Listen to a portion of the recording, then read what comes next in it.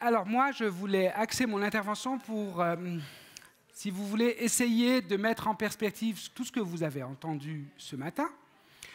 Parce que tout ce que vous avez entendu ce matin ne vient pas de nulle part. Il vient d'un cadre légal, législatif, qui a été mis en place par le législateur, comme disait Mme Calcagno, et qui régit finalement toutes les procédures que vous devez suivre. Ce cadre légal, il est relativement récent. Il y avait une autre manière de fonctionner avant. Ce régime actuel de remboursement des appareils auditifs, il date de 2011. Donc je vais essayer de vous faire un panorama depuis cette date-là pour que vous puissiez faire vous-même le bilan de ce système de remboursement des appareils auditifs qui a été voulu par le législateur, c'est-à-dire par le Conseil fédéral et donc par le Parlement, et sous le régime duquel on fonctionne. Avant l'année 2011, c'était il n'y a pas si longtemps, finalement, c'était il y a 14 ans, 15 ans, 13 ans, le système était très différent. L'AI remboursait directement les audioprothésistes via un système de convention tarifaire.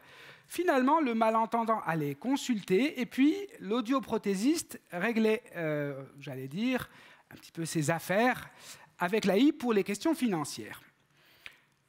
Il y avait aussi un avantage, c'est qu'il y avait ensuite une deuxième visite de contrôle d'un ORL pour vérifier si l'appareillage était fait dans les règles de l'art. Voilà. Ce système fonctionnait très bien.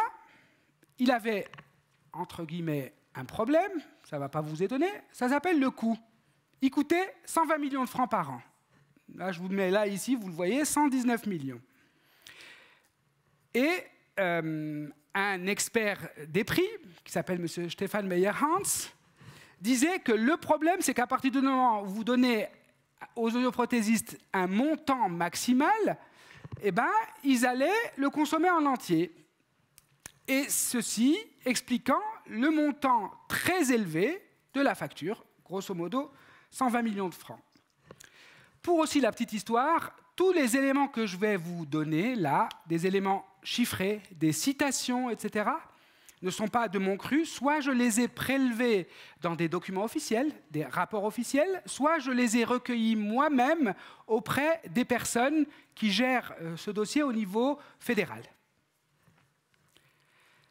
Voilà donc comment était la situation avant 2011. Et évidemment, les autorités publiques ont dit « c'est trop cher, ça nous coûte trop cher, donc on va imaginer un nouveau système pour essayer de faire baisser les coûts ». Ça ne vous étonnera pas, c'est presque un mantra des autorités publiques. Ils ont imaginé un système dont nous avons parlé abondamment depuis ce matin. C'est ce fameux remboursement par forfait. Donc, je vous lis la phrase officielle. Les assurés de l'AI et de l'AVS reçoivent une contribution fixe pour l'achat d'un appareil de qualité, d'un modèle simple et adéquat, ainsi que pour les adaptations, etc. Ça veut dire quoi? Ça veut dire que vous, malentendants, depuis 2011, entre guillemets, vous voyez passer l'argent. Donc, l'AI vous verse l'argent à vous. Alors, je vous rappelle les chiffres, mais enfin, voilà. C'est les montants en vigueur, c'est 630 francs, 1237 francs. En AJAI, 840 francs, 1650 francs pour les 2 oreilles tous les 6 ans. Je ne vais pas m'étaler là-dessus, on en a beaucoup parlé ce matin. Ce qui est important dans cette réforme, c'est le fait que vous, malentendants, vous voyez passer l'argent. Premier point. Et puis le deuxième point qui est très important, c'est le mot forfait. C'est le mot forfait. C'est-à-dire un forfait, c'est comme un peu votre téléphone, vous payez une chose par mois et après vous faites ce que vous voulez à concurrence de ce forfait. Et là, voilà, on vous donne un forfait fixe, comme le précise la circulaire, c'est indépendant du coût effectif de l'appareil. C'était ce système-là, c'est ce système-là. Donc, je vous donne 1650 francs. Bon, vous achetez un appareil à 300 balles, c'est votre problème, entre guillemets, s'il est quand même sur une liste, il ne faut quand même pas exagérer. Mais le reste, messieurs, dames, il est même dans votre poche si vous le souhaitez. Par contre, si vous voulez plus, eh bien, il faudra que vous payiez plus. Voilà. Vous voyez la logique. Voilà. Et puis, il y a une exception sur laquelle je ne vais pas m'étaler, c'est les cas de rigueur pour les personnes en âge de travailler. J'y reviendrai après par les chiffres. C'est des personnes qui ont les cas de rigueur, donc si vous voulez, c'est les gens à qui on peut exceptionnellement accorder un montant en dehors des forfaits. Je suis acousticien et je suis malentendant. L'appareillage avec un double appareil à 1650 francs, je ne peux pas exercer ce métier, je suis acousticien. Moyennant une série d'exigences, de contrôles, de lettres de motivation, journal, etc., l'AI acceptera de financer ces cas de rigueur. Voilà. Et avec une expertise médicale, c'est un cas, si vous voulez, pour les cas exceptionnels. En 2011, quand ce nouveau système est entré en vigueur, j'avais interviewé le directeur de l'OFAS. Et puis, qui m'avait dit très clairement, je cite la citation qu'il m'a donnée directement, et sans cacher, à juste titre, notre objectif est d'aller vers une réduction des coûts. 110 millions par an, c'était excessif. Comment? Le but, c'est en responsabilisant les patients. Le but, c'est que vous, malentendants avec le système des forfaits, en voyant passer l'argent, en voyant jusqu'où vous pouvez aller ou pas, vous deveniez un acteur du système. C'est vrai qu'avant, vous étiez complètement, absent du système. Vous alliez chez l'audio, il y avait un système de convention tariffaire, vous ne voyiez rien passer, etc. Ce qui pouvait être pratique. Là, l'idée du législateur, c'est le législateur et des autorités fédérales, c'était de dire, OK, si on met un acteur supplémentaire dans le système, il va peut-être pouvoir contrôler ce qu'il fait ou contribuer à contrôler ce qu'il fait. Et donc l'idée de ce que me disait M. Rossier, quand un patient gère l'argent, ça met indirectement la pression sur les prix. C'est-à-dire que vous allez voir votre audioprédé, mais pourquoi tu me donnes un appareil à 8000 balles? Moi, j'ai besoin d'explications, j'ai que 1500 francs. Pourquoi tu fais ça? Je voudrais si, ah non, etc. Donc l'idée, c'est que le malentendant qui est appareillé aille demander des comptes aux différents acteurs pour finalement, disons le mot, marchander. Et je vais encore plus loin. Mais marchander, il y avait encore une manière encore plus simple, c'était de mettre sous pression le marché des appareils auditifs. Mais si vous voulez aller chercher votre appareil auditif à Tombouctou, vous pouvez y aller. Madame Calcagno, tout à l'heure, avait évoqué un peu cette option, avec quelque chose qui me semble tout à fait évident, c'est qu'aller faire régler son appareil quand il faut prendre un avion pour Tombouctou, c'est un peu compliqué. Mais le législateur a prévu ça pour rendre le malentendant acteur, c'était de dire, ben voilà, vous allez l'acheter où vous voulez, tant qu'il est sur une liste, et puis on vous rembourse, et puis vous gardez même la différence. Voilà. Donc ça, c'était la philosophie qui a procédé au changement, qui a mené au système que nous vivons aujourd'hui. Dès le début, quelqu'un a dit « Ok, c'est bien joli, mais ça ne peut pas marcher ».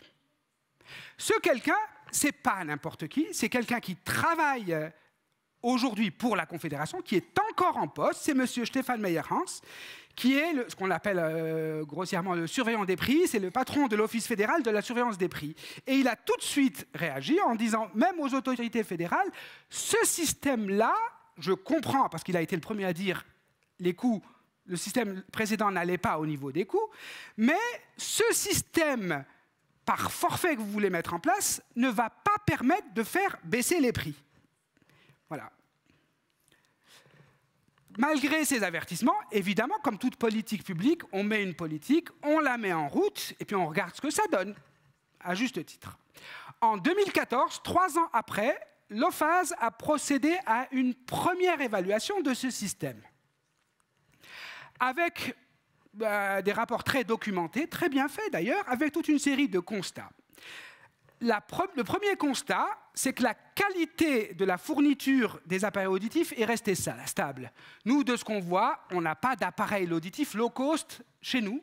L'approvisionnement du marché en appareils de qualité et même de dernier cri, il est toujours assuré chez nous. Et déjà en 2014, c'était constaté.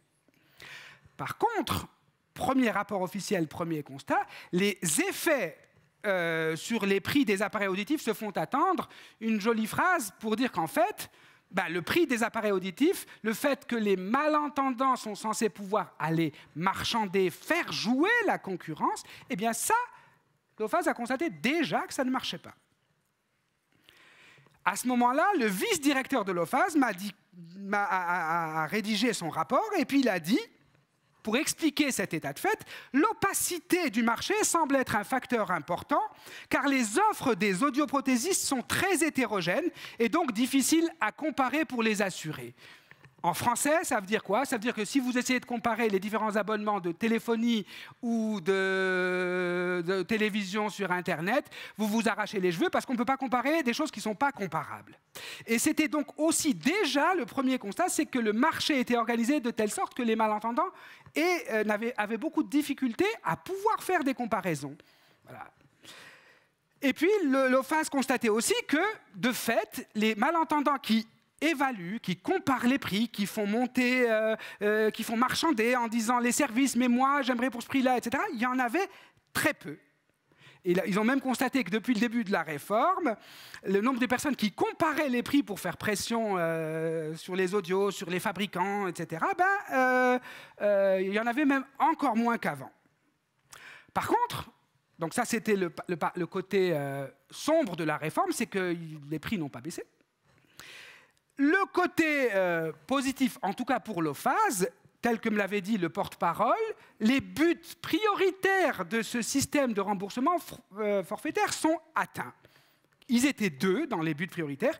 Maintenir l'approvisionnement du marché en appareils auditifs de bonne qualité et la réduction des coûts pour l'AVS et l'AI. D'ailleurs, c'était tout à fait officiel. L'AI, les autorités, quand elles avaient mis ce système, c'était de dire OK, on essaie de faire baisser parce que c'était anormalement élevé, ce qui était vraisemblablement tout à fait juste. Stéphane Meyerhans, donc Monsieur Prix, toujours 3 ans après, il dit, il exprime, c'est dans nos colonnes de Forum Écoute, il dit « Les sourds et les malentendants ne sont évidemment pas en situation de marchander. Et ils ne peuvent que s'en remettre à l'expertise du vendeur, dont ils dépendent pour leur vie et leur bien-être. C'est clair que si un audioprothésiste en qui j'ai confiance me dit « il faut tel appareil parce qu'il est vraiment mieux pour vous », on va le faire. C'est comme quand vous allez faire une réparation automobile, la parole du mécanicien fait foi et puis vous y allez, ou du dentiste, etc. Monsieur Prix dit « il y a une asymétrie de la situation, puisque le malentendant n'est pas en situation de marchander ou de négocier. Donc, très logiquement, les prix ne peuvent pas baisser. » Monsieur Meyerhans a continué en disant, par contre, donc c'est des propos tout à fait officiels, l'industrie de l'appareillage auditif, comprenant d'une manière générale les fabricants et les audioprothésistes, a maintenu, malgré cette réforme, ses marges bénéficiaires. Elle savait que l'asymétrie de l'information jouait en sa faveur, puisqu'il y a un contrat de confiance et vous vous en remettez aux professionnels. Les assurances sociales ont atteint leurs objectifs d'économie. Et puis, il constate, c'est une phrase très intéressante, les malentendants ont servi de variable d'ajustement en passant à la caisse. Les malentendants, pour maintenir leur appareillage auditif, ont donc accepté de payer de leur poche. Voilà. Et, ajoute-t-il, dans d'énormes proportions, puisque l'augmentation de la charge financière, pour un malentendant qui payait un appareil, eh bien, sa facture a augmenté de 80%. Pour celui qui prenait 2 appareils, c'était de 60%. Donc, dans le précédent système, il avait presque rien à payer, et maintenant, il doit beaucoup compléter la facture pour pouvoir payer ses appareils. À ce moment-là, l'OFAS a dit, bon, la réforme vient d'entrer en vigueur, c'est un constat provisoire, donnons-lui le temps de développer ses effets et on refera une évaluation. Et c'est ce que les autorités ont fait. Elles ont commandé une deuxième étude en 2020, il y a donc 4 ans, qui s'appelle « Analyse des prix et de la qualité de la fourniture d'appareils auditifs ». Donc, ce que je veux dire par là, c'est que les autorités ont tout à fait joué leur rôle. Elles ont mis une réforme, malgré les mises en garde, et puis elles ont fait les évaluations périodiques de l'état de la situation. Et finalement, entre 2020 et 2014, eh ben, il n'y a quasiment rien qui a changé. L'étude aboutit au même constat. D'abord, le prix des appareils auditifs, il n'a toujours pas baissé en Suisse. Et puis, on a obtenu des chiffres encore plus intéressants. Sur 100 personnes qui obtiennent des appareils via l'AI, seuls 5 achètent un appareil qui rentre dans le cadre du forfait alloué. Si j'inverse, ça fait que 95% des malentendants qui acquièrent un appareil auditif ajoutent de l'argent au forfait qui leur est donné. L'autre chiffre qui est très intéressant, même s'il est un peu indirect, et ça c'est l'OFAS qui nous les a donnés en toute transparence, 2,9. 3% des factures ont été payées en euros. Donc ça vous donne à peu près une idée sur le nombre de personnes malentendantes qui font la démarche d'aller essayer d'acheter des appareils à l'étranger moins chers. On peut gager que sur ces 3%, c'est surtout ceux qui habitent dans des zones frontalières. Voilà. Dans ce même rapport, l'OFAS a constaté une phrase qu'on va toujours retrouver, qui est de dire que finalement, les 5% de malentendants qui achètent leur appareil dans le cadre de ce forfait, eh ben, ils sont aussi contents que les autres. Donc, le forfait convient bien. Ce qui est quand même une rhétorique un peu étrange quand on sait qu'ils ne sont que 5%. Donc ça, voilà, on se fonde pour apprécier une réforme sur le taux finalement de satisfaction de 5% des personnes. Et puis, l'OFAS a été absolument honnête en disant que les résultats attendus par ce système forfaitaire n'ont été que partiellement atteints. Ils observent que les coûts n'ont toujours pas baissé, alors même, et ça c'est eux-mêmes qui donnent ce chiffre, que le prix de vente d'un appareil auditif peut monter jusqu'à 20 fois son coût de production. Voilà. Donc ça, ce que je veux aussi dire, c'est que par cet exposé, c'est à quel point aussi les autorités ont vraiment, elles n'ont pas menti, elles ont voulu mettre en place un système, et puis elles l'ont évalué de manière très transparente, finalement. Et puis le vice-directeur de l'OFAS, à ce moment-là, en 2020, donc j'avais recueilli son appréciation. Et là, il y a un début de prise de conscience qui a commencé à apparaître. Parce que les faits, comme on dit, sont têtus. Les prix ne baissent pas. Je viens de vous exposer des chiffres qui sont éloquents. Et puis il dit, c'est quand même assez incroyable, parce qu'il rejoint presque ce que disait M. Pry, le fait que la concurrence ne puisse pas jouer entièrement pour les appareils auditifs est principalement dû à l'absence de transparence sur le marché. Exactement ce que disait M. Meyer-Hans déjà 9 ans plus tôt. Et cette phrase, elle est très importante parce qu'elle est une reconnaissance du poids que l'on a fait peser sur le malentendant pour qu'il joue sur le marché. Et il dit, pour un non-initié, il est presque impossible de choisir un appareil auditif approprié sans l'aide d'un spécialiste, ce qui est juste. Et puis, il rajoute, il est difficile de comparer les prix, il faut demander des offres à plusieurs prestataires, pour comparer des prestations très différentes et pas toujours très claires. Donc pour la première fois en 2020, l'OFAS reconnaît qu'il y a quand même un problème dans le système dans lequel nous évoluons aujourd'hui. Je vous donne ici quelques chiffres clés que nous avions pu obtenir pour l'année 2020, pour que vous sachiez où nous en sommes. Il y a eu 39 000 appareils auditifs qui ont été remboursés. Il n'y a pas les enfants dedans, juste. 39 000 bénéficiaires. Et ce dispositif a coûté aux finances fédérales, à l'Office fédéral des assurances sociales, 68 millions de francs en 2020. Pour rappel, en 2011, nous étions à 119 millions de francs. Donc, grosso modo, 45% de moins, ce qui n'est pas une économie négligeable pour les finances fédérales. Voilà. À ce moment-là est entré un acteur que nous, Forum Écoute, nous avions rencontré, mais qui a là agi en publiant une enquête et des tests. C'est la Fédération romande des consommateurs, qui réagit en disant « Les montants des forfaits, je cite, pris par les assurances sociales sont insuffisants. Ils ne couvrent qu'à peine le tiers du prix de l'appareil le mieux noté de notre test comparatif. La source du problème est-elle l'AVS ou le prix des appareils? Les deux, puisque le prix des appareils auditifs est plus cher en Suisse que dans les pays voisins. Et la Fédération romande des consommateurs reproche aux autorités en maintenant des forfaits artificiellement bas, ces fameux montants que vous connaissez et que vous êtes seuls 5% à utiliser uniquement, en maintenant des subsides artificiellement bas, ils laissent les consommateurs seuls à la manœuvre. Et voilà, donc peut-être que vous ne le saviez pas, mais vous étiez des acteurs d'un système sans le savoir. Et on attendait de vous, et de nous aussi, organisation d'aide et de soutien aux personnes malentendantes, qu'on contribue à agir sur les prix et à la mise en concurrence. Je vous donne quelques chiffres. Je suis assez content de vous les donner parce qu'ils ont été difficiles à avoir. Là, j'ai eu beaucoup de soucis de transparence avec l'OFAS pour avoir des chiffres. Je vous donne quelque chose qui va vous montrer un élément qui est apparu dans nos recherches. Ce sont les disparités cantonales. On en a beaucoup parlé tout à l'heure. Madame Calcagno l'a relevé. La loi fédérale est la même pour tous. Son application relève d'office AI qui sont souverains.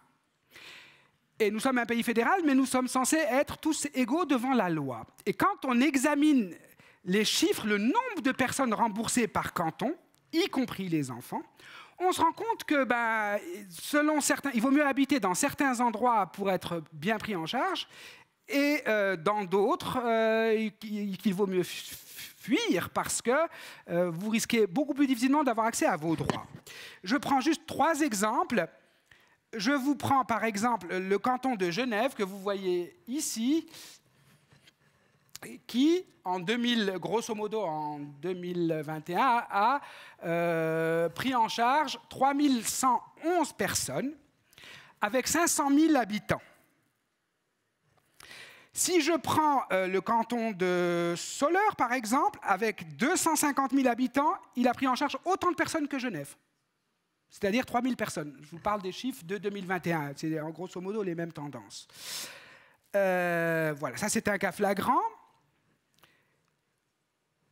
Pour les cas de rigueur, donc ces fameux cas d'exception, pour les gens qui travaillent et pour lesquels l'AI accepte d'entrer en matière pour des cas spécifiques, alors là, la disparité elle est encore plus flagrante. Parce qu'on se rend compte, par exemple, que le canton de Genève, 500 000 habitants, a remboursé 2 cas de figure. 2 cas de rigueur en 2021, 6 après un effort énorme en 2021.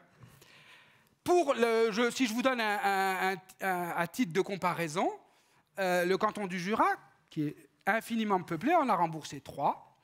Et puis vous avez un exemple qui est flagrant, qui est intéressant, c'est celui-là. C'est bien de comparer Genève et Saint-Gall, ils ont la même population. Voilà, donc ça c'est des chiffres que j'ai pris de la FRC, mais qui compilent ceux que j'ai obtenus. Dans le canton de Genève, entre 2019 et 2011, seules 10 personnes ont bénéficié du remboursement supplémentaire dans le cadre des cas de rigueur pour les appareils auditifs, contre 252 pour le canton de Saint-Gall, qui a les mêmes dimensions. Oui? Est-ce qu'il y a des sanctions prises par... Alors, on y arrive après avec les questions, mais volontiers. Voilà, donc l'exemple Genevois, j'en parle parce qu'il est flagrant. C'est probablement, je ne me suis pas livré à des statistiques, je m'étais amusé à rapporter des chiffres en pourcentage de la population pour un peu les mettre en perspective. Mais il y a des disparités cantonales, mais Genève est vraiment, vraiment le cas le plus flagrant et le plus caricatural. C'est pour ça que je me permets de vous l'exposer ici. Donc s'il y a des Genevois ici, ne devenez pas malentendants. Alors, j'ai demandé à l'Office fédéral des assurances sociales ce qu'il pensait de ces chiffres. Après m'être battu pendant longtemps pour les obtenir, parce qu'ils m'ont dit « nous ne tenons pas de compilation cantonale des chiffres ». C'était quelque chose d'hallucinant. Et donc, ils ne les ont donnés que pour 2020 seulement. Sous prétexte, c'est qui est possible, on connaît les mystères de l'informatique, qu'ils n'avaient pas de recension des chiffres. Et le porte-parole de l'OFAS répond cette phrase tout à fait officielle. La réglementation en vigueur et les critères de décision sont complexes, les décisions sont difficiles à vérifier. Et en plus, les audioprothésistes jouent un rôle important. Donc peut-être que les audioprothésistes de Genève jouaient un moins bon rôle. Selon les régions, ils justifieront plus ou moins fréquemment des cas de rigueur. Et donc, tous ces constats peuvent induire des différences de traitement dans les décisions de prestation. Voilà.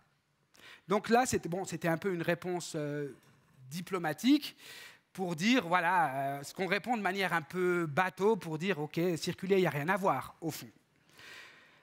Mais le circuler n'a rien à voir est en train de peut-être de commencer à s'achever, et on observe, déjà 2020, je vous expliquais ce que disait le vice-directeur de l'OFAS, il y a quand même le début d'une prise de conscience au niveau de l'OFAS du fait que la situation ne fonctionne pas, que même si les finances, les objectifs financiers de l'AI sont atteints, il y a un problème quand, dans un système forfaitaire, seuls 5% utilisent le forfait et les autres pas, et quand les prix ne baissent pas.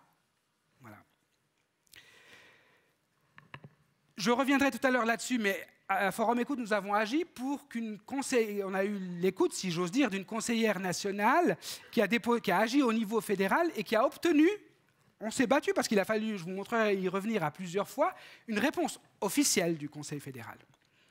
Donc il y a la sempiternelle ritournelle qui est que le taux de satisfaction de ceux qui sont équipés des 5% est très bien. Bon, probablement ce sont des éléments de langage classiques.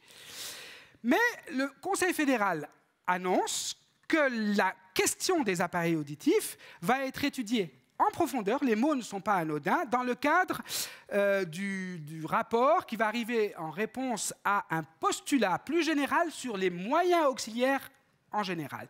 Ce qui montre bien qu'il y a une vraie prise de conscience. La réflexion sur les appareils auditifs ne va pas être liée uniquement aux appareils, mais elle va se faire dans le cadre plus global des moyens auxiliaires. Pour les appareils auditifs, le Conseil fédéral admet que la faible utilisation des appareils sans surcoût, ces fameux 5%, pose un problème, et que le remboursement des cas de rigueur pose aussi une difficulté, en expliquant techniquement que les marges sont supérieures à celles des prix appliqués d'ordinaire, et les autorités admettent que la procédure mise en place est complexe pour toutes les parties impliquées, ce dont nous avons amplement parlé ce matin. Donc le Conseil fédéral reporte au résultat de ce rapport en attente. Et il dit, une fois que nous aurons tous ces résultats, nous déciderons de la direction à donner à la politique que nous entendons déployer pour les moyens auxiliaires, dont font partie les appareils auditifs. Le Conseil fédéral devrait adopter ce rapport fin 2023. Moi, malgré toutes mes recherches, j'ai encore rien trouvé. Peut-être, Madame Calcagno, vous pouvez me dire, mais à ma connaissance, il n'y a encore rien pour l'instant. Voilà, pour les appareils acoustiques, il n'y a rien. Voilà. Mais voilà, 6 mois de retard, ce n'est pas énorme, vu toute la durée de l'évaluation. On attend. Donc tout ça pour dire que dans ce cheminement, on est parti d'une histoire où le Conseil fédéral disait « ça nous coûte trop cher, il faut qu'on revoie le système », qu'on avait des signaux d'alerte qui disaient que ça allait pas bien ou que ça fonctionnait pas bien. Le Conseil fédéral disait « on attend, on va voir ». Et puis à partir de 2020, il y a un changement de ton en disant « effectivement, il y a des choses qui ne fonctionnent vraiment pas et on attend l'évaluation ». On a bon espoir que ce rapport va permettre d'accoucher de mesures plus transparentes, finalement plus efficaces sur la baisse des prix. On pourrait écrire des livres entiers sur la manière de faire baisser les prix. Nous, on a étudié la question avec plusieurs partenaires. Ce n'est pas quelque chose de facile. Ce n'est pas quelque chose de facile, et encore moins pour un petit pays. Voilà, je termine juste ce bref survol pour vous dire un peu ce que quand même nous, Forum Écoute, nous avons essayé de faire. Parce que même si nous sommes une petite organisation, nous avons pris la mesure de ce qui se passait dès le début. En 2011, nous avions pris officiellement, comment dirais-je, officiellement, enfin, on a exprimé officiellement notre position en nous calquant sur celle de M. Pry, en disant, de notre expérience de l'univers des malentendants, on craint que ce système forfaitaire ne fonctionne pas. Voilà. Après, en 2015, comme je vous le disais, on a engagé des pourparlers avec la Fédération romande des consommateurs qui est un lobby important des consommateurs chez nous, qui a une puissance de frappe que nous n'avons pas. Et nous avions engagé des pourparlers pour essayer de discuter sur des manières de faire, pour essayer de faire baisser les prix, pour agir sur le système, etc. Il en était résulté juste que ni eux ni nous n'avions la force de frappe pour agir sur des marchés aussi énormes. Une des propositions, par exemple, c'était que les associations de malentendants et la Fédération romande des consommateurs mettent en place des systèmes d'appel d'offres pour acheter des grandes quantités d'appareils auditifs, comme le font certains pays, et puis pouvoir négocier les prix. L'idée, c'est que si vous, malentendants seuls, vous ne pouvez rien négocier, mais peut-être que des organisations plus puissantes pourraient le faire. Malheureusement, personne n'avait la force de frappe de le faire. En septembre 2022, nous avions pris contact avec une conseillère nationale, Valérie Piller-Carrard, en lui exposant le problème, en disant, en fait, rien de plus que ce que je vous ai raconté maintenant, en disant, voilà le problème. Et il y a quelque chose qui ne joue pas, parce que ce n'est pas possible que des malentendants doivent... En fait, finalement, c'est simple. Prenez les 68 millions d'il y a 15 ans, les 120 millions, grosso modo, d'aujourd'hui, bah, ça en fait quoi, 50 et quelques qui manquent, et c'est vous qui les avez payés. Voilà. Donc, en disant, ça ne peut pas... Et puis, surtout, vous les avez payés, mais surtout, l'autre chose, c'est que le prix, il n'a pas baissé des appareils. Donc, elle a rédigé une interpellation au Parlement fédéral qui a reçu une réponse, mais finalement une réponse qui était très imprécise et qui était un peu de la langue de bois. Donc, on a retravaillé avec elle pour qu'elle fasse un postulat au Champ fédéral qui était beaucoup plus contraignant qu'une simple interpellation. Et là où nous sommes très contents, c'est que ce postulat a été co-signé par des parlementaires de tous les bords politiques. Et ça, pour nous, c'était très important parce qu'on pense que pas la cause, mais enfin les intérêts des malentendants doivent transcender les clivages politiques. Et là, il y a eu vraiment des parlementaires de droite comme de gauche, je ne donnerai pas de nom, mais certains qui peuvent vous paraître très droitiers et qui l'ont signé avec plaisir. Là, il y a eu les éléments de réponse que je vous ai exposés tout à l'heure. Du conseiller qui, entre guillemets, en disant, voilà, on attend maintenant le rapport. On reconnaît qu'il y a des soucis, on attend le rapport. Et c'est un peu ça, le rôle d'une interpellation ou d'un postulat n'est pas d'obtenir des miracles. Le but, c'est d'induire une prise de conscience générale pour pousser le législateur à agir. Voilà. Donc, en ce sens-là, on va dire, on a quand même obtenu quelque chose parce que la question des appareils auditifs, il y a eu aussi des articles dans la presse, est en train de revenir à l'agenda politique. Et ça, c'est très important. Et puis, ce qu'on a pu faire aussi, ça a été Genève, bien sûr. Alors, la question n'est pas réglée, mais nous avons approché un élu au Parlement genevois, qui d'ailleurs siégeait à l'association genevoise des malentendants depuis très longtemps. Des fois, on a des ressources sous nos yeux et puis on ne les voit pas. Et puis, on lui a exposé le problème, c'est-à-dire qu'on lui a montré les chiffres, en disant, mais il se passe quoi à Genève? C'est pas possible. Donc, il a posé une question urgente au Parlement genevois en disant, rembourse-t-on moins les appareils acoustiques à Genève que dans d'autres cantons? Et le cas échéant, pourquoi?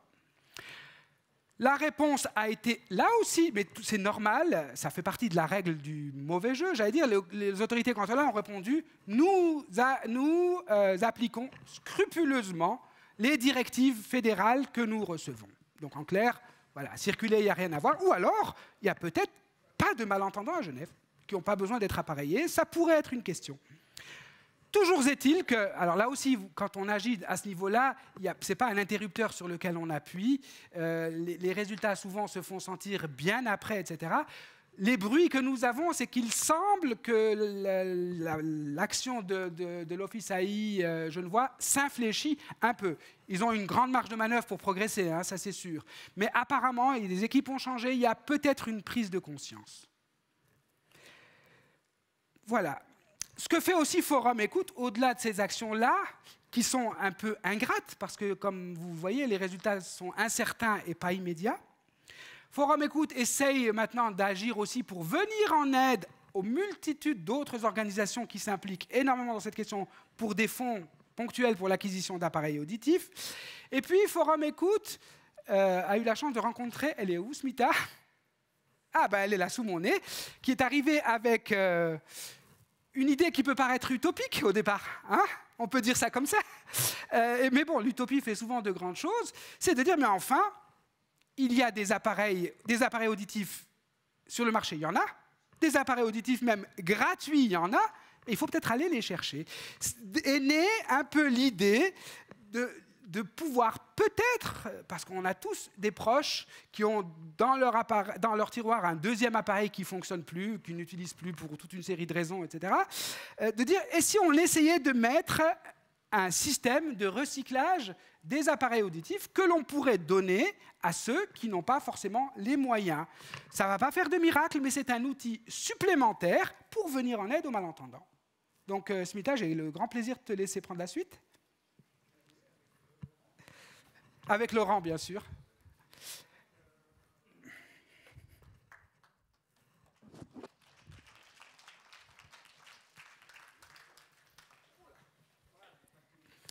À toi de jouer.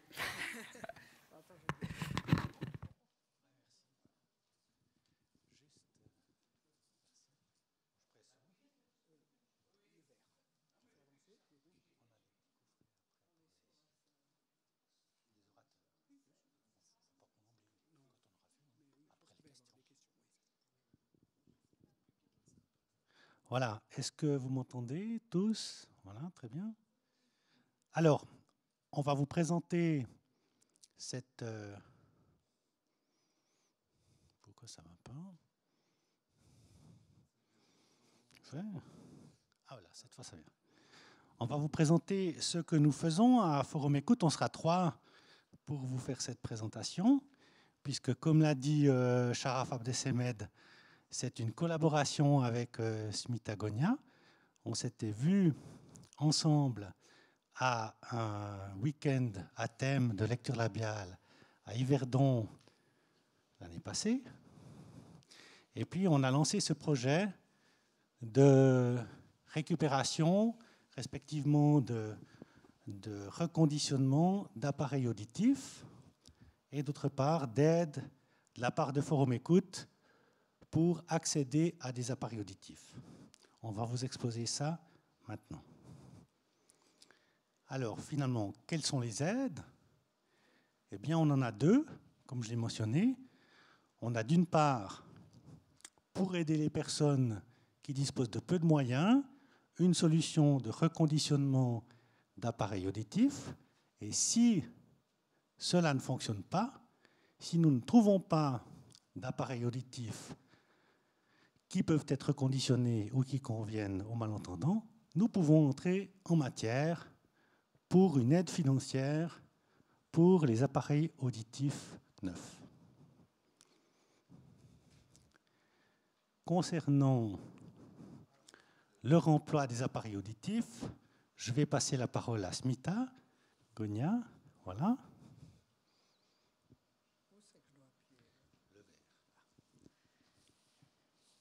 Voilà, alors peut-être que je vais juste vous dire en 2-3 mots. D'abord, je vous remercie d'être là. C'est magnifique, disons, vraiment de pouvoir parler de ces appareils auditifs. Alors, l'idée de l'association Récup Audio est partie. J'ai fait un voyage au Vietnam. J'ai un de mes neveux qui habite au Vietnam. Et à un moment donné, j'étais chez lui et il m'a dit... Les malentendants sont vraiment laissés pour compte. Et ça m'a beaucoup touchée.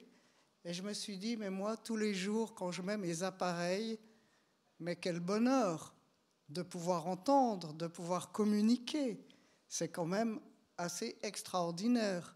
Je me suis dit, mais il y a toute une partie, alors là, en l'occurrence, c'était au Vietnam, et l'idée, effectivement, c'est de créer cette association de récupérer des appareils auditifs.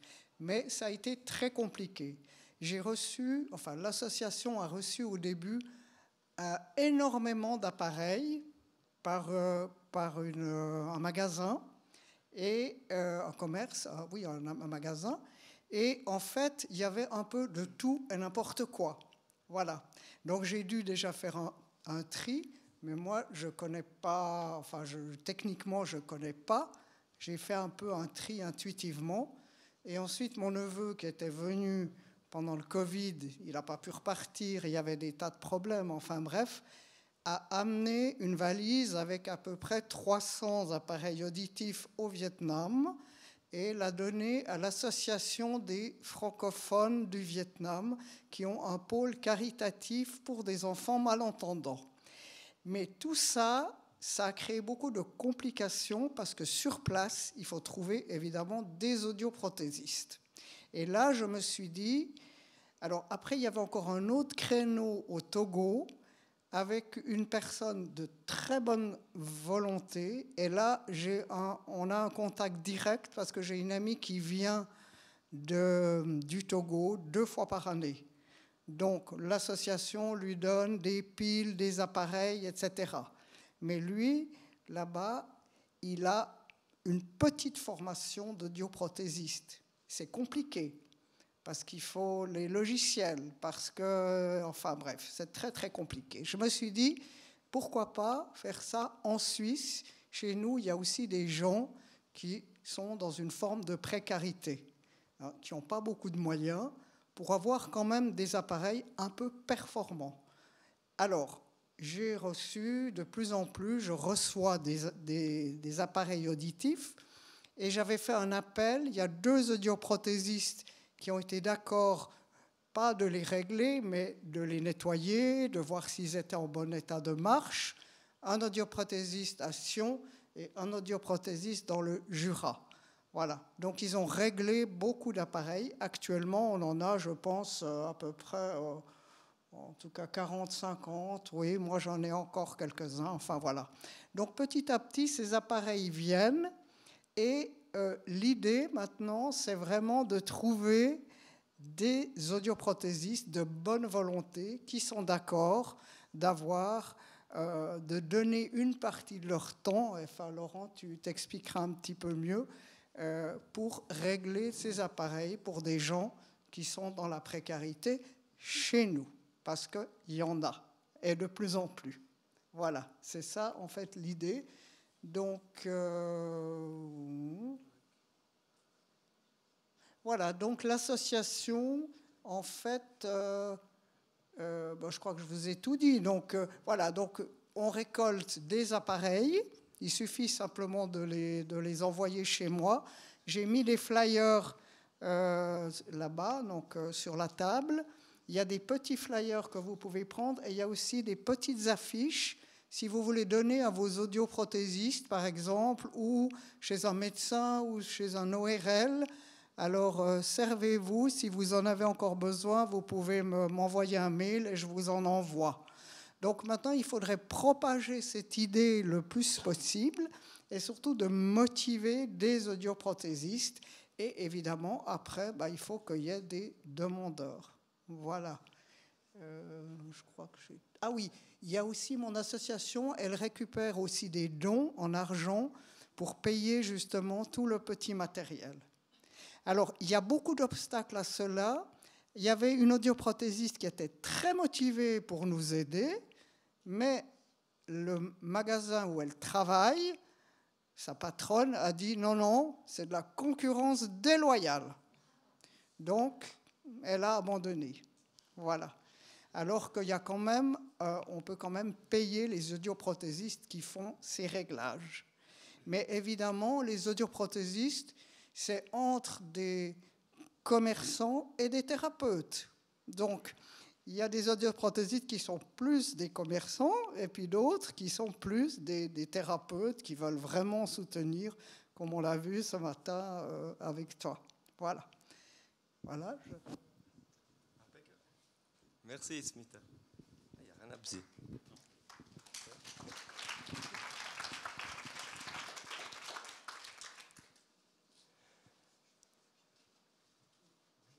Parfait. Je m'appelle Jérôme Ekwe, donc j'ai la fonction bénévole de secrétaire et membre du conseil au sein de Forum Écoute. Et puis ça me fait bien plaisir d'être ici. C'est vrai que c'est la deuxième année que je participe à la journée à thème et c'est toujours agréable d'être dans un endroit comme là, parmi vous. Donc voilà, ça fait pas longtemps, comme vous l'aurez compris, que je suis actif au sein de Forum Écoute, donc un peu plus de 2 ans. Voilà. Là, je vais vous expliquer un peu plus de détails le processus dans le cadre d'aide financière, justement directe. Pour cela, il y a un fonds qui a été constitué et qui est toujours alimenté par Forum Écoute. Hein. Et le but, justement, d'alimenter ce fonds se fait grâce aux appels aux dons de privés qui est fait régulièrement. Si la personne elle est éligible, donc elle répond aux conditions que vous verrez tout à l'heure pour l'octroi d'appareils auditifs reconditionnés et que toutefois cet appareil reconditionné ne serait pas disponible, il y a la possibilité d'obtenir une contribution financière pour l'achat d'un appareil neuf dans ce cas-là. Voilà, alors comment faire pour bénéficier de ce soutien ? Il y a certaines conditions, comme je disais. Donc, le but déjà, c'est d'habiter en Suisse romande, d'être domicilié en Suisse romande.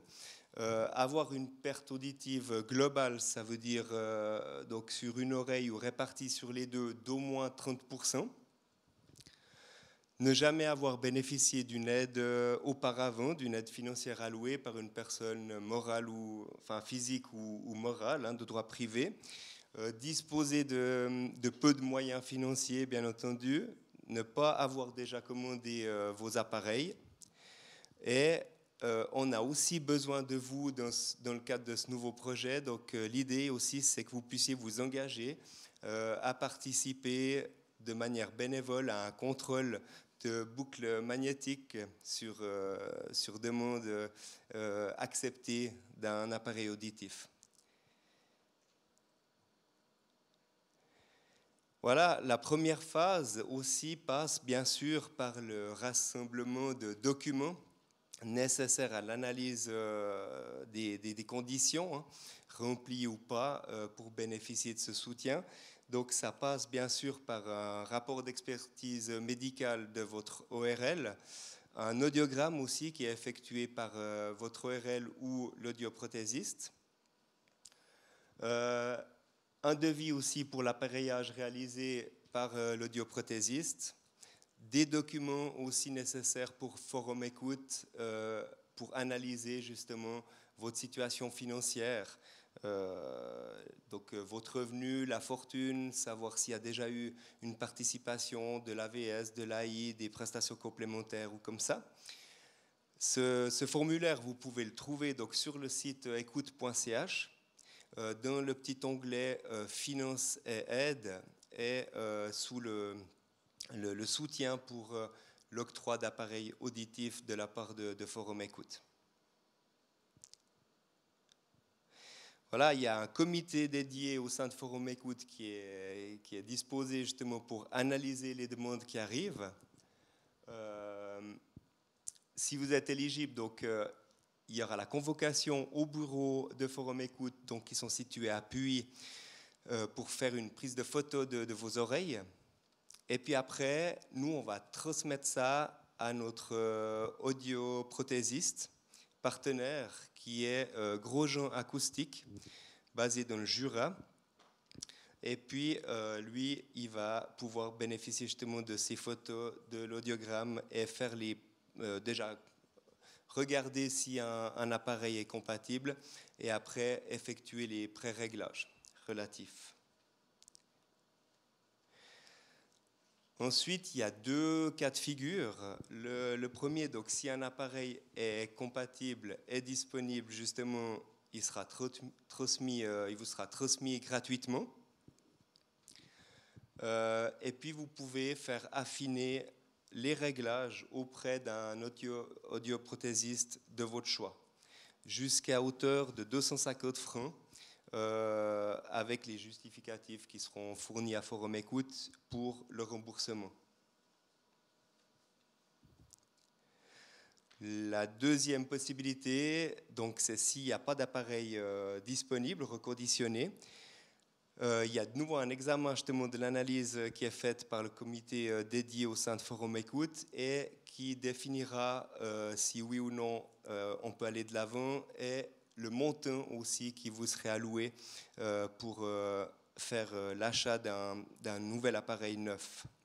Donc ça, après, on confirme bien sûr le montant et vous pouvez acheter l'appareil et transmettre aussi le justificatif. Voilà. Alors, ouais. Voilà, donc ça, c'est plus sur la partie où, comme je disais tout à l'heure, on a besoin de vous. On a besoin aussi que vous vous impliquiez dans ce projet. Donc, pour le contrôle de boucle magnétique au niveau à titre bénévole, si les appareils auditifs qui vous ont été fournis ont la fonction T pour se connecter sur les boucles magnétiques, on a besoin justement que vous puissiez aller faire un contrôle dans votre région, dans un lieu qui est équipé de boucles magnétiques. Et puis, le but, justement, c'est d'aller tester, voir si les sons passent correctement au travers de votre appareil. Donc, c'est une action qui est relativement simple, mais qui est vraiment utile aussi pour nous. Je profite de vous rajouter ça aussi sur le site écoute.ch. Vous avez aussi accès par canton à tous les lieux équipés de boucles magnétiques. Ça peut être des théâtres, des lieux publics, des musées ou églises ou autres, comme ça.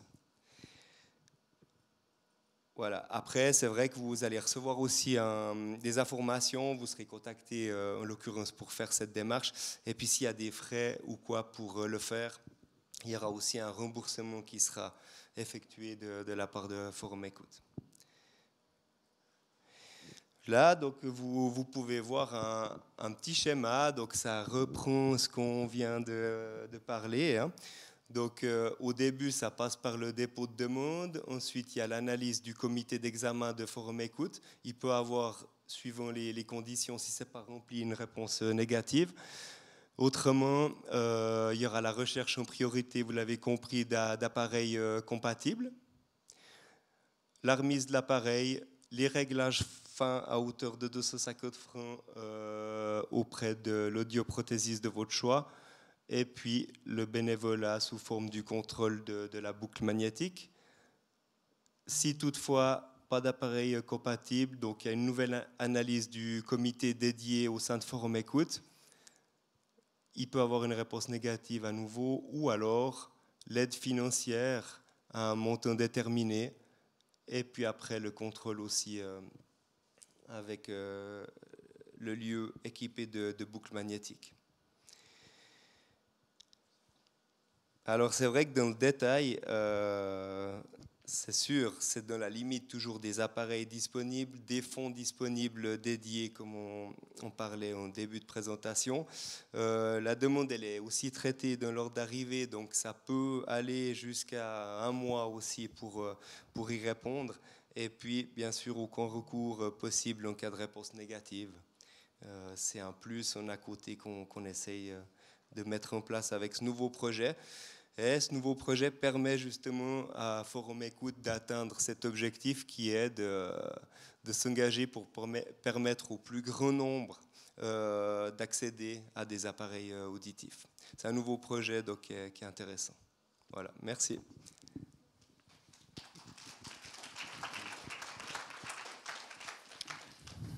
Très bien, on vous remercie. On espère que vous avez pu prendre connaissance avec intérêt de ce projet qui reste ouvert. On a encore des fonds, on a encore des appareils pour les plus démunis.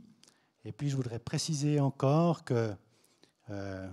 Ekwe a mentionné M. Grosjean, qui pour l'instant est notre référent pour ce contrôle de boucle, mais qu'il n'a pas un caractère d'exclusivité.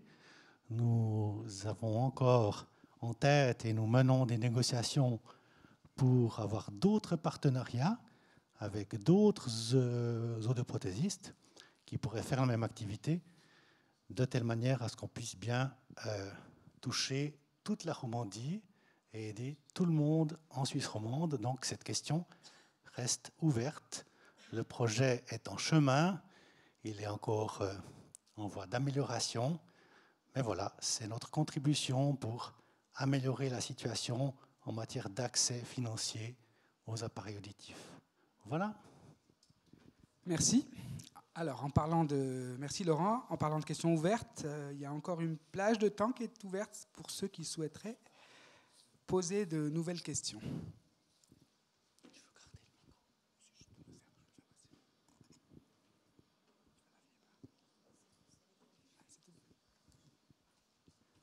Oui.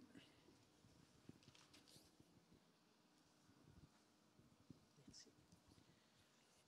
Alors moi j'ai le problème suivant, c'est-à-dire que il y a un peu plus de 6 ans, ou plutôt tout juste 6 ans que j'ai des appareils. Bon, la technologie évolue, j'aurais voulu changer. Il semblerait qu'on peut changer pour avoir la participation de l'AI tous les 6 ans. J'ai même entendu 5, donc 6. Moi, le problème il est le suivant, c'est que pendant ces 6 ans, j'ai été victime enfin, de quoi? Du Covid, c'est-à-dire que j'ai perdu un appareil. Et il m'a été remboursé par mon assurance que j'avais. Après coup, je de faire donc j'ai acheté mon appareil. Maintenant, apparemment, j'ai reçu la lettre hier de l'AI parce qu'on a fait la demande. Alors maintenant, ils me demandent, et je pense que je sais pas, ils ont vu, mais je trouve que ça me regarde moi.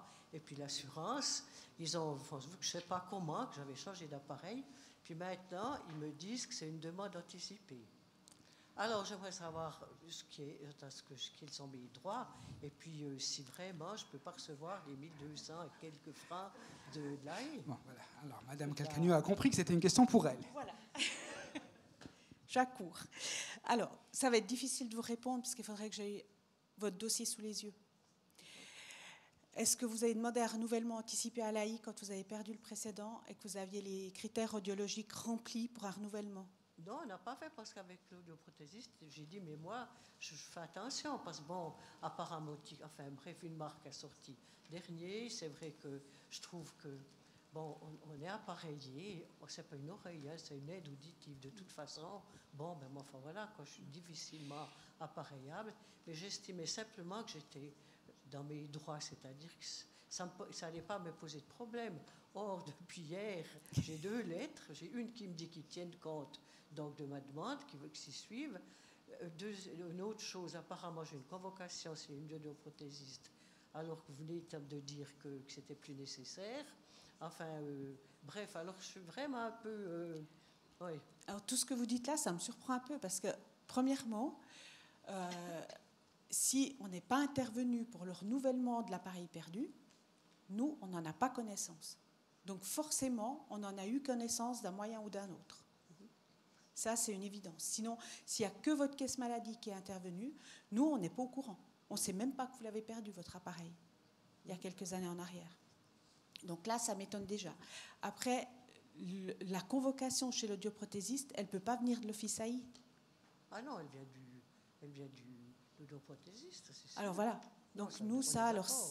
C'est indépendant. Est-ce que vous êtes vraiment dans les 6 ans pour le premier? Parce que c'est vraiment la date à laquelle vous avez déposé la demande il y a 6 ans en arrière. Donc c'est dès 6 ans. Donc même si vous êtes 3 mois avant, c'est un renouvellement anticipé. Non, c'était le mois d'avril. Enfin. Voilà. Mais il faudrait que j'aille votre dossier. Je ne peux pas vous donner de réponse plus claire, malheureusement. Merci. Moi, j'en profite parce que j'ai une question pour Madame Doganieri.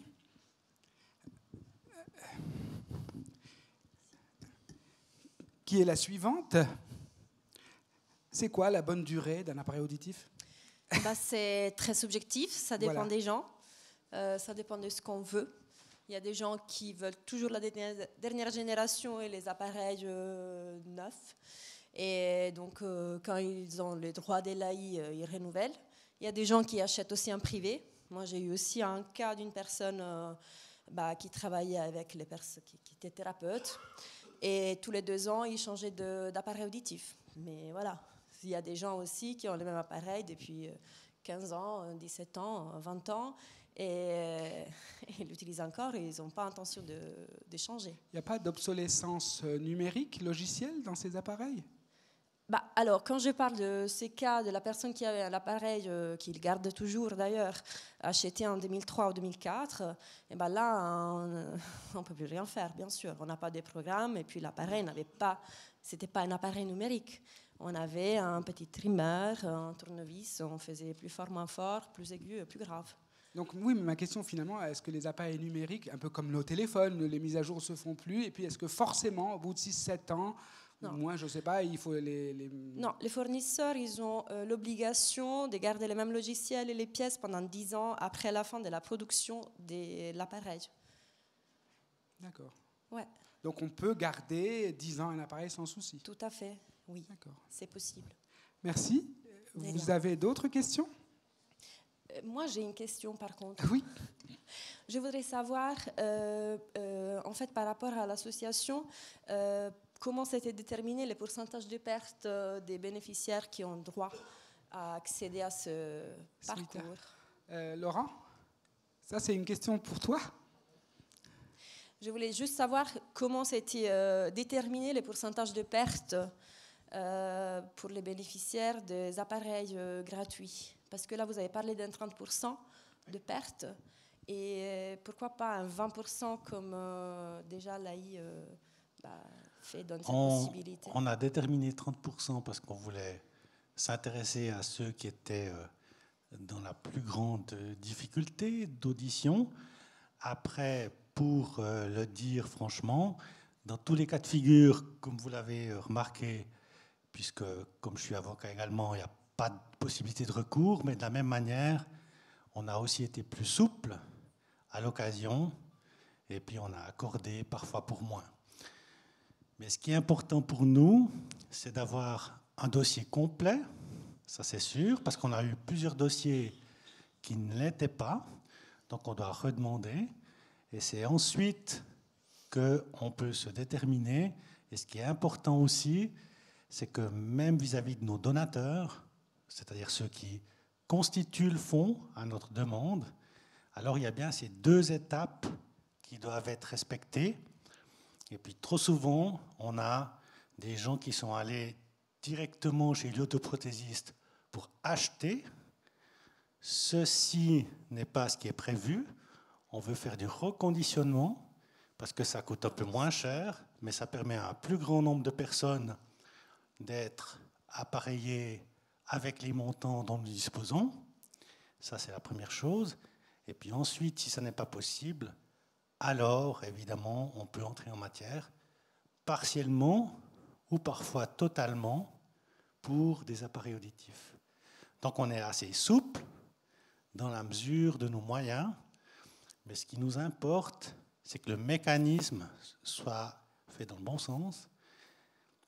On a malheureusement dû constater aussi qu'à l'occasion, on avait certains audioprothésistes qui avaient eux-mêmes rempli la demande, fait signer ensuite la personne qui était celui qui demandait l'aide. Ceci nous a été envoyé et immédiatement avec la facture de l'audioprothésiste en question. Et après, nous au téléphone, on a la personne qui a fait la demande puis qui ne comprend pas, parce que l'audioprothésiste indélicat, on va utiliser des mots légers, ne lui a pas dit que ce n'était pas comme ça qu'on procédait.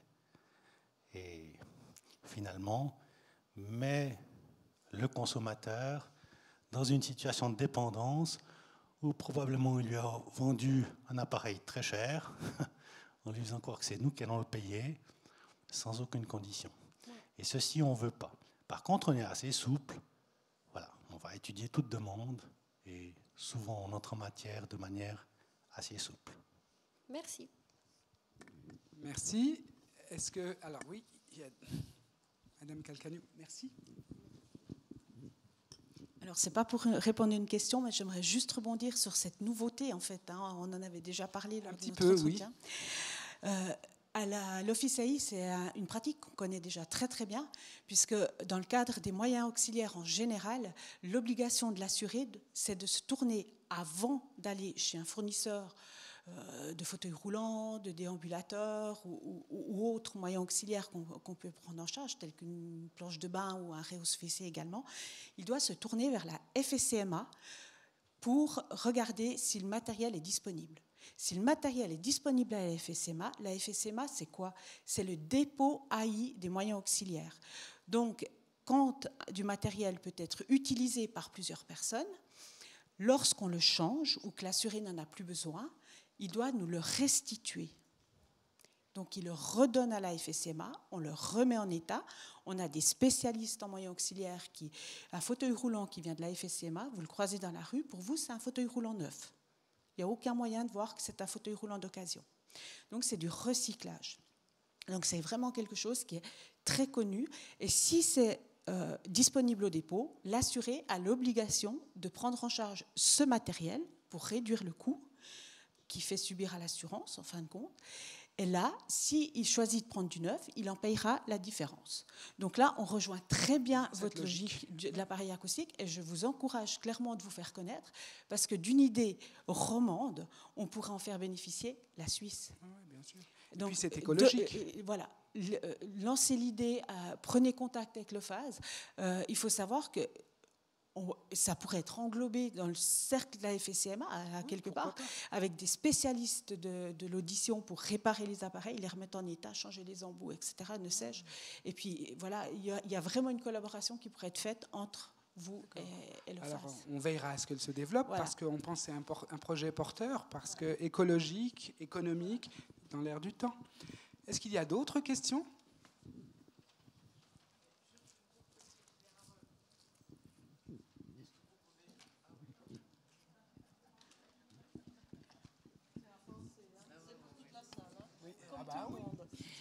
J'aimerais juste un rappel sur,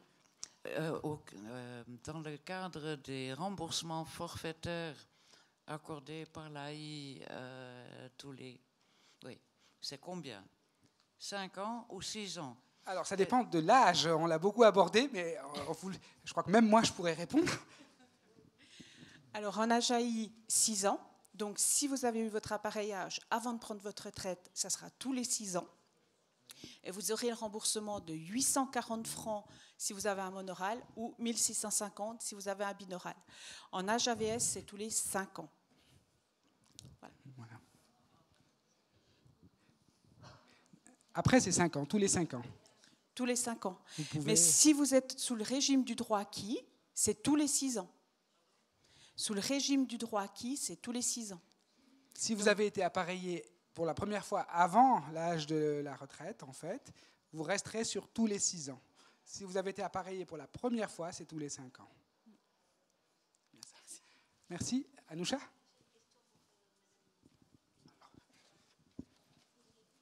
Merci. J'ai une question. Donc, vous disiez tout à l'heure, enfin ce matin, les délais d'attente pour le rapport du docteur Maire au CHUV sont très longs. Premièrement, il me semble qu'il est à la retraite. Quand je l'ai rencontré la dernière fois, donc il y a quelques années, il m'a dit qu'il partait à la retraite. Donc apparemment, il est encore là. Puis deuxièmement, est-ce que c'est le seul médecin, comment on dit, médecin de référence pour l'AI? Pas du tout. Non. Chaque canton a son médecin de référence. Il y a les HUG, il y a le CHUV, il y a l'Inselspital à Berne, il y a Fribourg, etc., etc. Vous pouvez changer de canton. On payera la consultation. Vous n'êtes absolument pas obligé de prendre rendez-vous au CHUV. Nous, par défaut, on vous propose le CHUV. Pourquoi? Parce que c'est le plus proche. Mais ce n'est pas une obligation.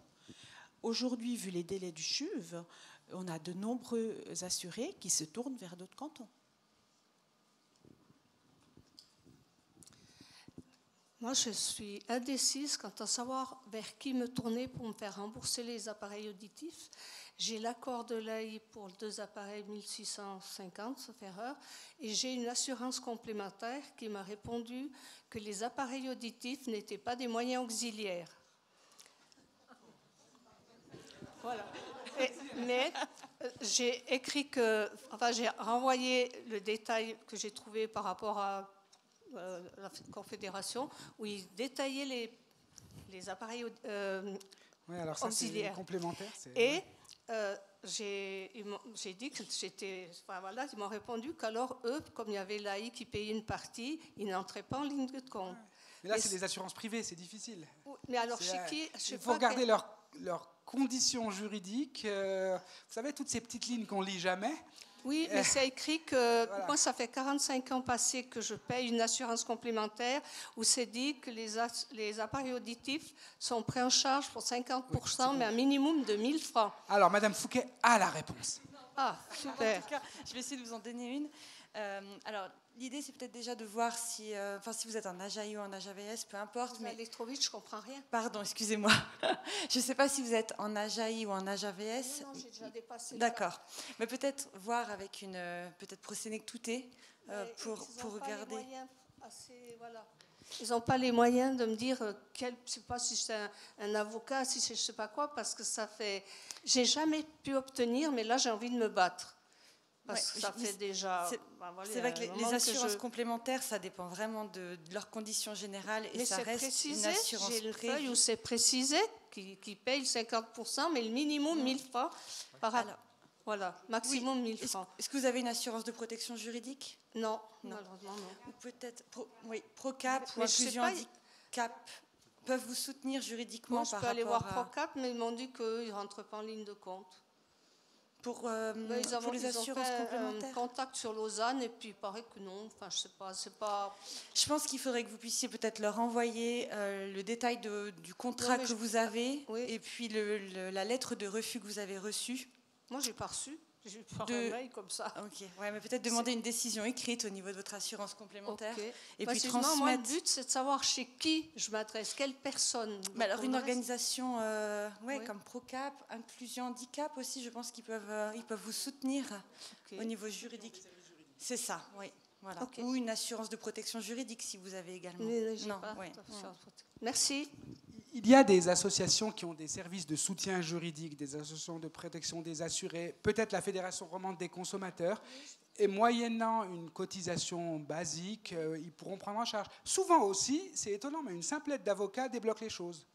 Oui, mais il faut que la personne connaisse, parce que souvent, ils sont étrangers à tout ce qui est... Oui, je sais bien. Donc, regardez avec Procap ou avec la FRC. J'ai déjà été chez Procap. Ouais. Alors, la Fédération romande des consommateurs, ils ont peut-être un soutien. Ok, merci. Alors, un petit complément.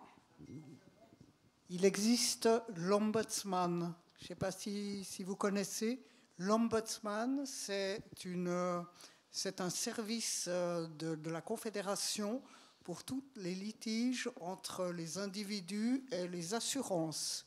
Ça s'appelle l'Ombudsman. Ils font de la médiation.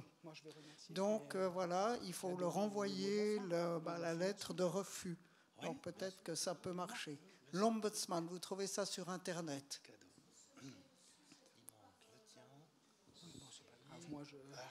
Et puis celui à Smith-Agonia. Oui. Essayez ça, l'Ombudsman.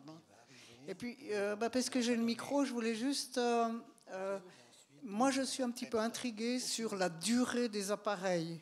Bon, vous avez donné un petit peu une réponse, hein, parce que j'ai l'impression que souvent on change, soit parce qu'on a une perte encore plus grande, ce qui est normal, mais il y avait un audioprothésiste qui m'a dit, mais les appareils, finalement, c'est comme des radios.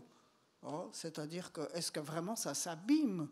Moi, ça fait 8 ans que je les ai, je n'ai pas changé, ça va excessivement bien. Ben voilà. Bien sûr que c'est 6 ans, alors je pourrais faire la demande, mais je n'ai pas envie.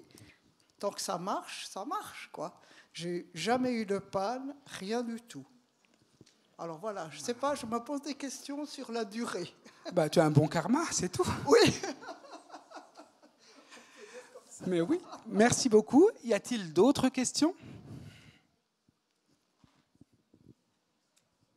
Alors, moi, je voudrais intervenir, c'est par rapport à la publicité qu'on reçoit sur les réseaux sociaux pour la proposition d'obtenir des appareils auditifs quasi gratuits. Hein? Oui. Alors, il y a même des des audioprothésistes qui m'ont téléphoné plusieurs fois, qui m'ont invité à aller faire les tests dans l'idée, après, de me proposer des appareils auditifs. Mais ça, c'est en France. Non. Mais alors, non, moi je suis allée en Suisse. Hein. Peut-être, Madame Doganieri, c'est vous qui pouvez répondre.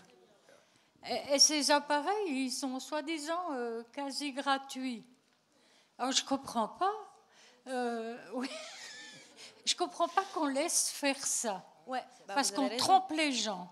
Oui, alors je suis tout à fait d'accord. C'est de la pub mensongère et on ne devrait pas avoir les droits de faire ça. Après, quand il parle d'appareils auditifs gratuits, il parle d'appareils de base pris en charge entièrement par la participation de l'AI. Non, oui, bien sûr c'est que non. justement une publicité mensongère. C'est pas vrai.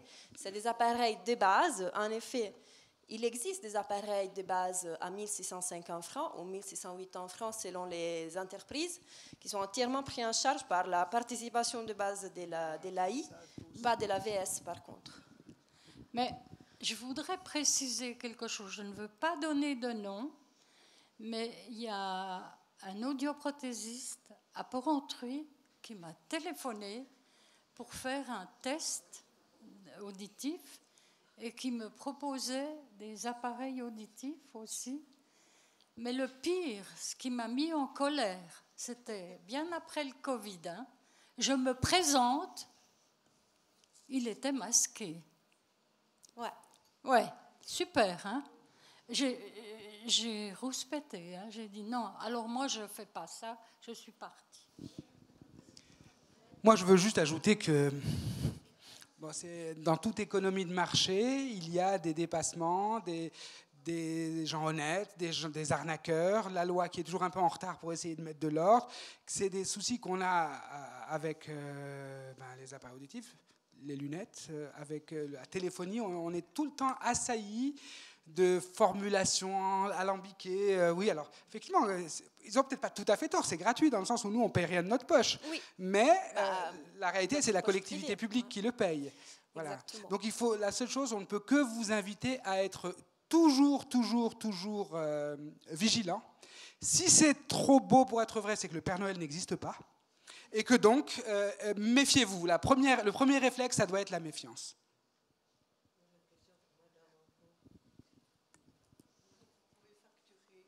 D'années d'entretien, si vous voulez, parce qu'il semblerait que vous pouvez, sur la facture de base, compter un certain nombre d'années d'entretien, de visites, effet de l'entretien de l'appareil, etc. Ça concerne la politique de l'entreprise. Chaque entreprise, après, est différente. Il y a je ne sais pas si je réponds juste à votre question. Non, mais c'est parce que dans le fond, bon, je suis âgée, très bien, 4 ans, je vais être encore vive, peut-être pas. Donc, on paye pour une durée. En fait, on est dans le vague. Là, c'est vraiment, on paye l'entretien, nos visites sur 4 ans. Ça me paraît beaucoup. Je n'ai pas compris. Désolée. En tout cas, moi, je crois que j'ai à peu près compris, mais tout ce que je peux vous dire, c'est que, comme toujours, quand on est dans le feu de l'action d'un besoin, que ce soit qu'on ait besoin d'un mécanicien, d'une voiture, d'un médecin, etc., l'élan naturel, c'est de se précipiter pour conclure. Et je vous conseille toujours vraiment de bien lire avant et de ne pas hésiter à poser des questions. Je pense que les audioprothésistes, vous en recevez beaucoup, des questions. Oui, et on est aussi content de répondre aux questions pour faire un peu de clarté dans, effectivement, ce monde d'information très opaque. Souvent, je dirais, dans la plupart des cas, en fait, ce n'est pas l'audioprothésiste qui prend des décisions, mais c'est les usines et les grosses boîtes derrière. Hein. Donc après, chacun a sa philosophie. Je pense que vous parlez de la prestation de service que vous avez acquise avec votre appareil acoustique. La prestation de service, c'est un produit que vous vend l'acousticien. En fin de compte, hein, on s'est renseigné auprès d'une grande firme sur le marché. Ils ont la prestation argent, bronze, or, etc. Il y a des montants différents qui sont alloués. L'or, c'est 2200 francs sur la durée de vie de l'appareil, etc. C'est ce montant que l'AI ne rembourse pas dans le cas des cas de rigueur parce que c'est un produit de marché. Et dedans, effectivement, vous avez des heures de réparation, vous avez des heures de réglage, vous avez des heures d'entretien. Il y a même dans certaines prestations de services les frais de pile. Et c'est pour ça que l'AI ne les prend pas en charge parce qu'on paierait à double. Et je pense que c'est ça que vous parlez. Voilà. Merci. Monsieur. Bon, j'ai une question concernant les audioprothésistes en Suisse.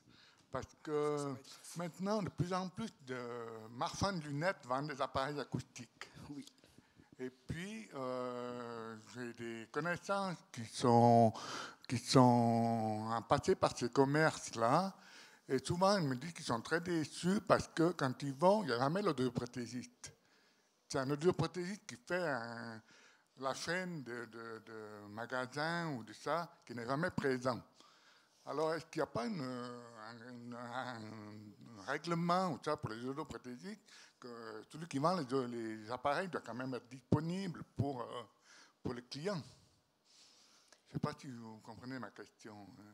Alors, donc, ouais, il y a des magasins de lunettes qui ont des appareils aussi, oui.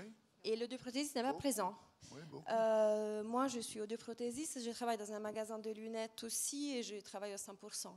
De nouveau, comme je vous ai dit, il n'y a pas de réglementation dans la profession et chacun fait un peu selon sa vision et selon ses besoins. Comment on peut régler quelque chose si l'audioprothésiste n'est pas présent? Mais c'est comment, ça il n'est pas présent physiquement, vous dites?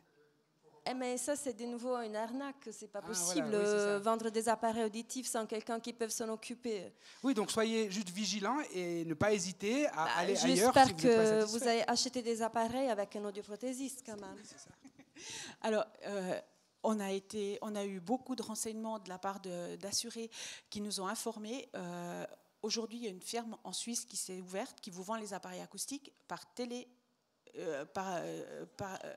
écran interposé. Vous recevez votre appareil dans une boîte, dans la boîte aux lettres. Ils vous font les essais à distance. Voilà. Alors, ça vaut ce que ça vaut. Hein. Ça vaut rien. Parce que moi, j'ai eu un cas d'une personne qui a acheté sur Internet, a perdu un côté. Donc, il est venu, je ne sais plus, il s'est retrouvé à Montreux, il a perdu un côté, il m'a contacté, il est venu au magasin. J'ai commandé le deuxième appareil qu'il avait perdu, j'ai connecté l'appareil qui était resté, qu'il avait sur l'oreille. Il n'y avait pas de réglage, il n'y avait pas de tests, l'appareil n'était pas réglé. Donc oui, il le vend, dans le sens qu'il facture, il prend l'argent et il envoie l'appareil, mais l'appareil était vide. Et là, vous êtes clairement dans ce qu'on parlait ce matin dans le numérique, en fin de compte, vous n'avez plus de contact. Tout se passe par écran interposé. Il n'y a pas de confrontation, donc les gens peuvent faire tout ce qu'ils veulent. C'est ça. C'est ça. Non. Mais là, je pense que le bon sens doit prévaloir et j'ai juste envie de vous dire, courez vite. Dans ce cas-là, il faut partir. Si vous avez, non, mais vraiment, et c'est pas que pour. On est dans une société de marché où le marketing est à l'avant. On promet beaucoup pour vendre. Si vous avez le moindre doute, il faut poser des questions et puis il ne faut pas hésiter toujours à aller voir ailleurs. Voilà, vraiment, parce que c'est important. On parle d'audition, on parle de santé. C'est pas quelque chose d'anodin. Vous vouliez poser une question, madame? C'était un commentaire par rapport au sujet précédent, la prestation de service. Moi, quand j'ai acheté mes appareils auditifs, on m'a dit, vous revenez quand vous voulez. De toute façon, c'est inclus dans le prix des appareils. Oui. Autrement dit, ad vitam aeternam, mais on ne m'a pas dit que je pouvais avoir le choix de cette prestation ou pas. Donc, c'est compris dans le prix des appareils. Donc, moi, j'y vais quand j'ai besoin, mais... Aujourd'hui, on a tous les centres auditifs ont ce paquet des services. Donc, on a 2 appareils ou un appareil avec un paquet des services qui est lié justement pour avoir accès illimité au magasin. Dans certains cas, on a des systèmes aussi d'assurance contre la perte, les vols et les dommages irréversibles qui sont aussi inclus dans les paquets de services. Il y a une garantie étendue. Il y a des embouts sur mesure qui sont inclus aussi. Il y a des réparations qui sont inclus aussi. Donc, c'est un paquet de services. C'est mon travail, en fait. C'est mon travail, c'est les réglages, c'est l'accès illimité au magasin. Je comprends, mais c'était pour répondre aux questions qu'il y a eu avant, de personnes qui disaient, mais si moi, ces appareils ils vont me servir pendant 5 ans, je paye un montant, mais peut-être qu'ils vont me servir que pendant 2 ans et j'aurais payé ce montant. Ouais. Mais voilà. Ça, c'est tout à fait, c'est possible. Je veux dire, dans tous les centres, c'est possible de vendre que les appareils.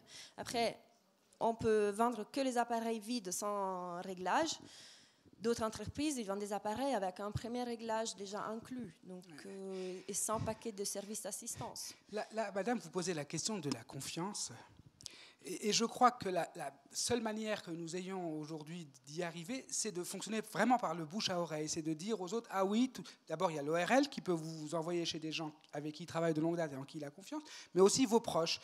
C'est difficile comme ça d'aller dans l'inconnu, taper à un magasin et dire, voilà, j'ai besoin d'un appareil, j'ai une ordonnance, et puis on ne sait pas, parce on peut nous vendre tout et n'importe quoi. Donc vraiment, fonctionnez par le bouche à oreille, demandez autour de vous, demandez à votre ORL, demandez à vos amis qui est ton audioprothésiste, exactement comme on fait aussi finalement pour les médecins ou pour toute autre prestation.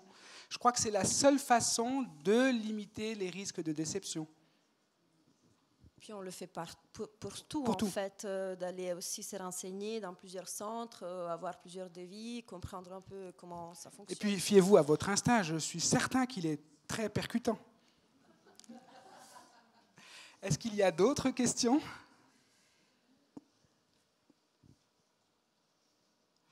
Bon, alors on va arriver gentiment à la fin. Avant de passer la parole à Laurent pour le mot de fin, moi j'aimerais quand même remercier personnellement toutes les personnes qui ont fait l'effort de venir aujourd'hui pour nous parler, pour être interpellées, pour devoir expliquer, encore expliquer, encore expliquer. C'est jamais quelque chose de facile, mais c'est bien plus difficile un samedi. Donc merci à toutes pour votre présence, pour le temps que vous avez passé. Ah oui, je vais lui dire à Laurent. Laurent, si tu veux bien...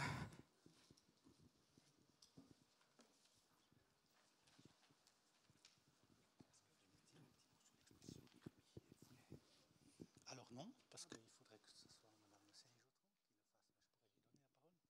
Je pourrais lui donner la parole. Voilà, alors avant de conclure, on m'a dit qu'il y avait encore une question sur l'exposition IRMI.